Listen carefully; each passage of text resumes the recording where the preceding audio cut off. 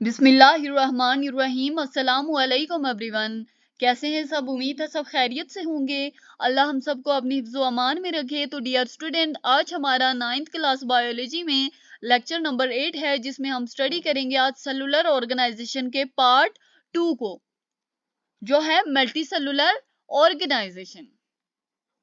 देखिए, multi cellular का क्या मतलब है? सबसे पहले आप मुझे बताएं कि मल्टी का क्या मतलब होता है।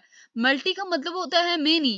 सेलुलर मीन सेल्स, यानी कि ऐसी ऑर्गेनाइजेशन जिनमें जो सेल्स होते हैं वो बहुत सारे सेल्स मौजूद हों। ऐसे ऑर्गेनिज्म जिनमें बहुत सारे सेल्स मौजूद होते हैं।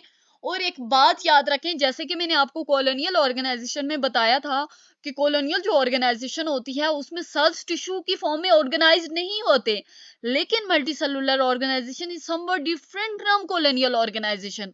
मल्टी सेलुलर ऑर्गेनिजम्स में जो ऑर्गेनिजम्स होंगे वो डिफरेंट सेल्स, मुख्तलिफ किस्म के सेल, मेनी सेल्स पे मुश्तमिल भी होंगे, और जो सेल्स होंगे वो टिश्यूज, ऑर्गन्स और ऑर्गन सिस्टम में ऑर्गेनाइज्ड भी हुए होंगे, यानी कि वो एक ग्रुप फॉर्म में मौजूद होंगे। In multicellular organization, cells are organized in tissues, organs and organ systems. All plants and animals have multicellular organization. जो तमाम प्लांट्स और एनिमल्स होते हैं उनकी जो ऑर्गेनाइजेशन होती है वो मल्टीसेलुलर होती है, यानी कि जो तमाम प्लांट्स और एनिमल्स होते हैं वो मल्टीसेलुलर होते हैं। देखिए, जो बॉडी ऑफ अ प्लांट, एक प्लांट की जो बॉडी होती है वो दो तरह के ऑर्गन्स पे मुश्तमिल होती है। एक तो वेजिटेटिव ऑर्गन्स होगी और एक रिप्रोडक्टिव ऑर्गन्स हो गए।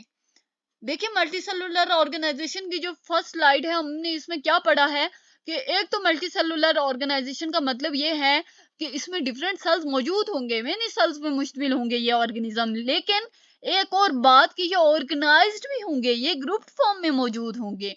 इन multicellular organization, cells are organized in tissues, organs and organ systems. All plants and animals have multicellular organization. जो तमाम प्लांट्स और एनिमल्स होते हैं उनकी जो ऑर्गेनाइजेशन होती है वो मल्टी सेलुलर होती है। The body of a plant is made up of two types of organs, vegetative organs and reproductive organs. Move करते हैं अपनी नेक्स्ट स्लाइड की तरफ। Organs of a plant body, plant body में कौन कौन से ऑर्गन्स मौजूद होते हैं? Vegetative organs and reproductive organs. देखिए, वेजिटेटिव ऑर्गन्स कौन कौन से होते हैं? Root, stem, branches and leaves are the vegetative organs. कौन कौन से वेजिटेटिव ऑर्गन्स हैं स्टूडेंट्स? रूट्स हैं, स्टेम्स हैं, ब्रांचेस हैं एंड लीव्स जो हैं ये वेजिटेटिव ऑर्गन्स हैं। उसके बाद है रिप्रोडक्टिव ऑर्गन। रिप्रोडक्टिव ऑर्गन कौन सा है? जो फ्लावर्स होते हैं किसी भी प्लांट बॉडी के, वो क्या होते हैं? रिप्रोडक्टिव ऑर्गन होते हैं। फ्लावर्स क्या हैं? रिप्रोडक्टिव ऑर्गन है। वो जो वेजिटेटिव ऑर्गन है वो कौन कौन से हैं? रूट्स हैं, स्टेम हैं, ब्रांचेस हैं एंड लीव्स हैं। Are vegetative organ. Reproductive organ कौन से हैं? फ्लावर्स हैं।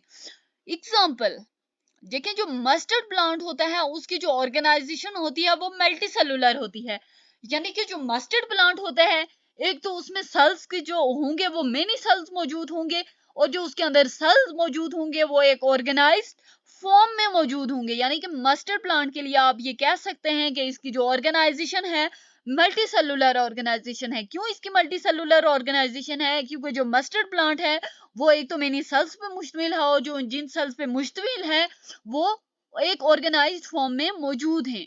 It is sown in water. It produces seeds at the end of winter. ये सीड्स प्रोड्यूस करते हैं विंटर के एंड में। सबसे पहले हमने क्या पढ़ा organs of a plant body में कि दो ऑर्गन्स मौजूद होते हैं। जो प्लांट बॉडी होती है वो दो तरह के ऑर्गन से मिलकर बनी होती है, vegetative organs and reproductive organs. Vegetative organs कौन से होते हैं? Root, stem, branches and leaves are the vegetative organs. Reproductive organs, flowers are the reproductive organs of plants. For example, mustard plant has multicellular organisation. जो mustard plant होता है उसकी जो organisation होती है वो मल्टीसेलुलर ऑर्गेनाइजेशन होती है। It is sown in winter. ये विंटर में देखा जाता है। It produces seeds at the end of winter. ये विंटर के एंड में सीड्स प्रोड्यूस करता है, यानी कि बीज का प्रोड्यूस करता है विंटर के एंड में। देखिए, ये आपको एमसीक्यूज भी आ सकता है कि जो मस्टर्ड प्लांट होता है वो किस टाइम पे कौन सा टाइम होता है, कौन सा ऐसा सीजन होता है जिसके एंड पे सीड्स प्रोड्यूस करता है? तो कौन से सीजन के एंड पे करता है? विंटर सीजन के एंड पे करता है। मूव करते हैं अपनी नेक्स्ट स्लाइड की तरफ। देखिए स्टूडेंट, जो प्लांट बॉडी होती है वो एज अ वेजिटेबल भी यूज होती है।